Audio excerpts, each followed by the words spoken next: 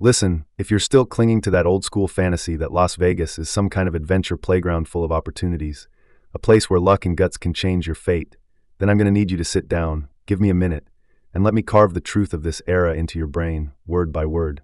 What I'm about to say isn't some sensational casino gossip or the whining of some broke gambler who lost it all. This is an elegy for an era, a requiem for the fair game we once believed in. Especially that neon-lit Las Vegas Strip, the mecca in the hearts of gamblers worldwide. It's gone sour. It's no longer a casino. It's a meticulously designed, ruthlessly efficient financial meat grinder, and regular folks like you and me are the meat being fed into it. Don't think I'm being harsh. Let's start with the numbers, because numbers are the only things in this world that don't lie. The Nevada Gaming Control Board, an agency meant to oversee casinos and ensure fair play, now churns out reports that read like autopsies, documenting the death of countless dreams. Last year, just on the glitzy casinos of the Las Vegas Strip, players collectively lost nearly $1 billion on Blackjack alone. Take a moment to digest that number, $1 billion. Think about how many families' savings, how many people's hard-earned money for buying a house, paying for medical bills, or sending kids to college went into that. This staggering sum marked the second highest player loss in history, the last time being back in 2007, on the eve of the global financial meltdown, when everyone was acting like they'd lost their minds. You might tell yourself it's just because more people are playing, and losing is normal. Wrong. You're not losing because of bad luck or lack of skill. From the moment you step through those casino doors, you're already caught in a carefully laid trap where every detail, from subtle rule tweaks to the scented air, is designed to lure you into inevitable failure. The Wall Street Journal, no tabloid rag, has long since ripped the casino's pants off, but sadly, most tourists don't read it, or rather, they don't want to believe it. They'd rather believe they're the chosen one, the exception who can beat the odds. Those slick-suited casino executives, spouting buzzwords like customer experience and shareholder value, have long abandoned the old-school casino operator's playbook. Back in the day, casinos played the long game, giving you a taste of victory, letting you in a little, making you feel like you had a shot, so you'd keep coming back. They sold you a possibility, a slice of the American dream. But now they've deemed that approach too inefficient. The pandemic was like a wildfire, burning away the old world's facade, and giving these capitalists the perfect excuse to tear off the last shred of warm, fuzzy pretense. They realized that even if the service got worse, winning got harder, and prices went up, tourists would still flock in like moths to a flame. So they got brazen. Their tactics are systematic and sinister. First, they mess with the number of tables and the betting minimums. During peak tourist season, when you show up with a few $100, eager to play a few hands of live dealer blackjack, you'll find the tables are scarce and packed. More importantly, those minimum bet signs will make your jaw drop. Tables that used to let you play a hand for $5 or $10 now start at $25, even $50. Your measly budget, which might have bought you a fun night with free whiskeys and banter with tablemates in the past, now might not last 10 minutes if luck turns sour. This is a brutally efficient filter. Casinos weed out the small-time players they don't want with minimal effort. They don't need crowds to fake prosperity anymore. They want every seat filled with someone who can be squeezed for maximum profit in minimum time. But raising the betting minimums is just the appetizer. The real killer is that they've gone straight for the heart of the game's rules, an outright insult to serious players. Old-timers like me, who've spent years in casinos, know what makes blackjack so captivating, so soulful. It's not just that it's easy to learn. It's that, among all gambling games, it gives players the smallest disadvantage. If you know basic strategy and play smart, the house edge can be shaved down to under 0.5%. That delicate balance hinges on one sacred, untouchable rule. When you hit a natural blackjack with your first 2 cards, the casino pays you 3:2. That's the promise that a $10 bet wins you $15, the ultimate reward for skill and luck. But now, they've unilaterally torn up that rule. On the Las Vegas Strip, at over 2/3 of the blackjack tables, including heavyweights like MGM and Caesar's Palace, they've shamelessly switched the payout to 6:5. Newbies, or tourists drunk on booze and dazzled by lights, often don't notice the fine print. 6-5 sounds decent, right? Let me break it down. With a $10 bet and a natural blackjack, under the new rules, you only get $12 back. Where'd those $3 go? They didn't vanish. They landed squarely in the casino's pocket. Don't underestimate this gap. Mathematically, this tiny change boosts the house edge nearly fourfold. What used to be a fair game with a house edge under 1% is now a slot machine in disguise, with a 2% edge. Every bet, every split, every double down is now played in a mathematical model stacked heavily against you. Your money melts like ice in the sun, faster than you can imagine. This isn't gambling anymore, it's robbery. They're basically saying, we don't respect your skill, We don't care about your experience. We just want to rip the money out of your pocket as fast and as brutally as possible. You might ask, how dare they? Aren't they afraid players will vote with their feet and never come back? That's the crux of it. Tom Reeg, the CEO of Caesars Entertainment, laid it out plain as day in a conference call with Wall Street's financial vultures, his arrogance and coldness chilling to the bone. He said, "This allows us to attract a more valuable consumer, and our rooms are already fully booked." His next words should be heard by everyone still dreaming of Vegas. The goal is to kick out the lowest end. And he wrapped it up with a smug victory lap. "I see no reason to stop doing this." Do you hear the subtext? To these elites wielding the scepter of capital, hardworking folks like you and me, saving up for a trip, hoping to have some fun with a few $100 in the casino, are the lowest-end consumer segment. We're the dead weight they want to kick out. They don't need us anymore. Las Vegas has completed its capital accumulation and brand upgrade. It's no longer the chaotic, anything-goes Sin City where anyone could chase opportunity. It's morphing into a luxury product, a walled-off playground for the ultra-rich.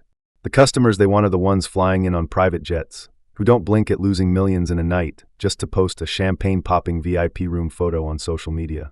They want the high-value clients who come for pricey corporate conferences, blowing company money at the tables without even glancing at the odds. So, the entire Las Vegas ecosystem is being restructured around this new guiding principle. You'll find that the casino tables might not even be the biggest drain on your wallet anymore. Hotel rooms now cost hundreds a night, plus a sneaky resort fee buried in the fine print of your booking, jacking up your daily cost by another $40 or $50. Want to see a show?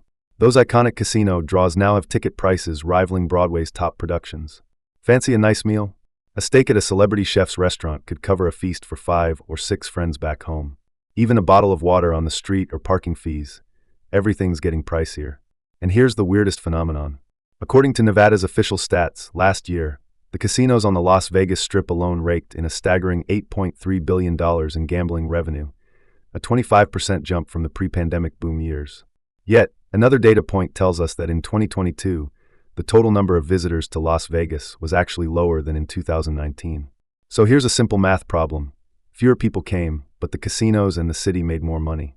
What does that tell you? It's proof of just how successful Tom Reeg's strategy is. They've traded visitor numbers for higher per-person spending. They've effectively screened out budget-conscious, value-seeking low-end customers like us and replaced us with wealthier, less price-sensitive, high-end clients. This process is cold and brutal. You think you're outsmarting the dealer, battling the deck. Wrong. Your real opponent is a vast, precise commercial machine built by Wall Street analysts, marketing gurus, psychologists, and data scientists, all working toward one goal: maximizing shareholder profit. In this system, you're not a player, you're a data point. The moment you swipe your player's card, every move you make, what games you play, how much you bet, your win-loss patterns, your drinking habits, is tracked and analyzed. The casino uses this data to tailor offers for you: a free buffet voucher, a discounted room, making you feel special. But it's all calculated. They give you a $10 perk to trick you into happily dropping $100 at the tables. You're a lab rat, poked and prodded with stimuli to find the fastest way to empty your wallet. Let's go back to that 6:5 blackjack table. The rule change is more symbolic than its actual revenue. It's a stance, a declaration. It marks the death of skill and strategy in the casino. In the past, math geniuses like Edward Thorpe proved blackjack could be beaten with rigorous calculations. The MIT card-counting team turned that theory into reality, walking away with millions. These stories were part of casino culture, the bedrock of the Las Vegas myth. If you're smart and disciplined enough, you could beat the house. That slim chance, even 1 in 10,000, drew countless pilgrims. But 6:5 shatters that myth. It's like a sign on the table saying, "No smart people welcome." Even the best card counters can barely gain an edge under these rules. With one number tweak, the casino nullified generations of clever strategies. They don't need to kick out card counters anymore. They've gutted the game itself, rendering your efforts meaningless. This purge of skilled players extends to other games too. Video poker like Deuces Wild or Jacks or Better used to be a haven for savvy players. If you found a full-pay machine and played optimally, the return rate could exceed 99.5%, sometimes even hitting 100%. You could break even, enjoy the game, and maybe pocket some comps.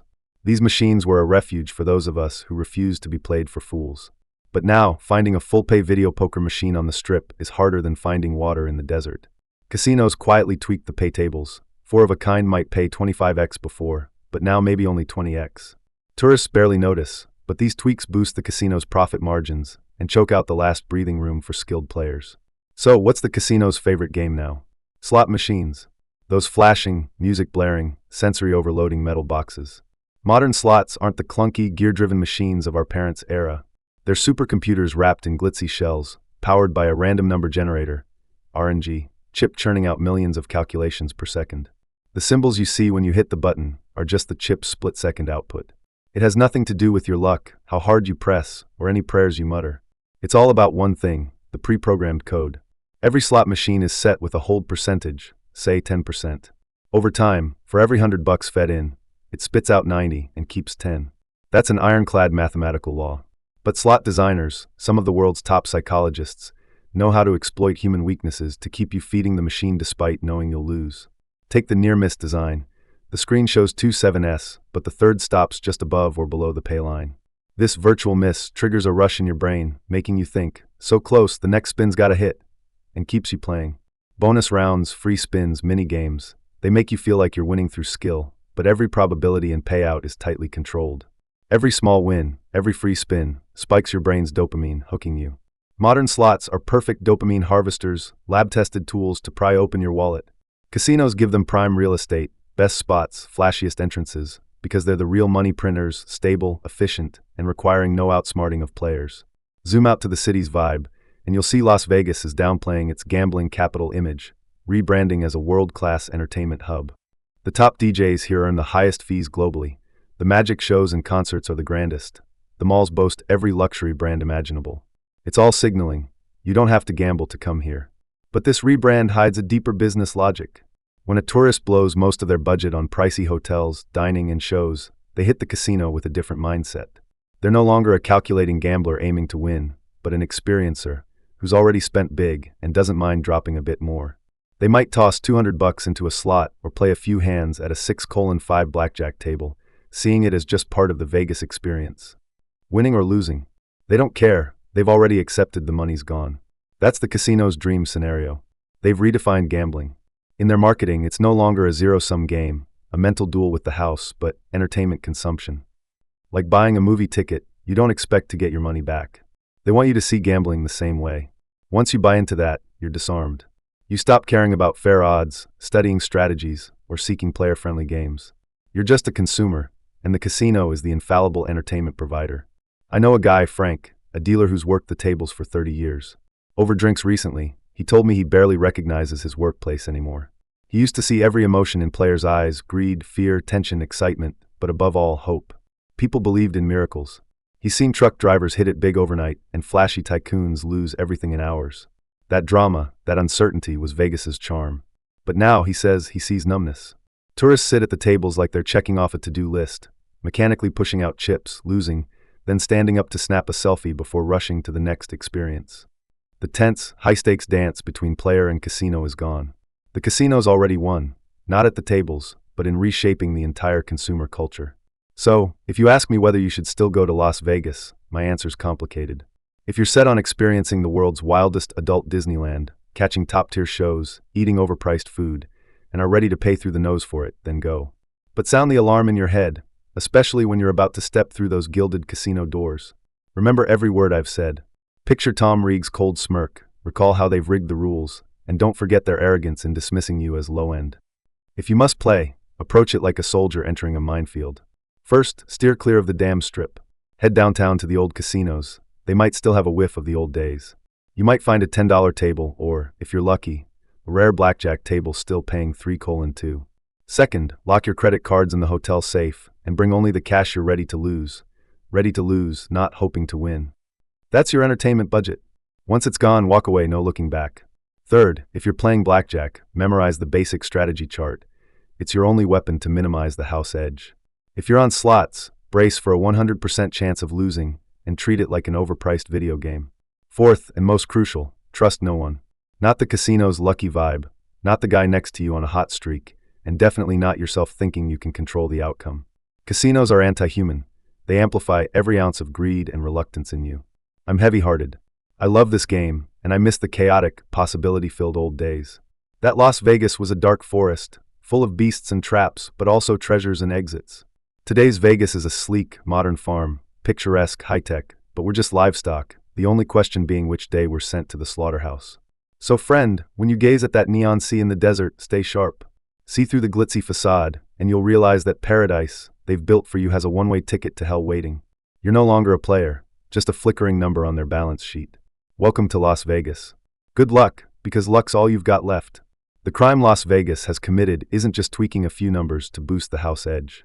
Its real sin is systematically, on a massive scale, killing off possibility and replacing the delicate, luck-based balance between people with a cold, commercial algorithm.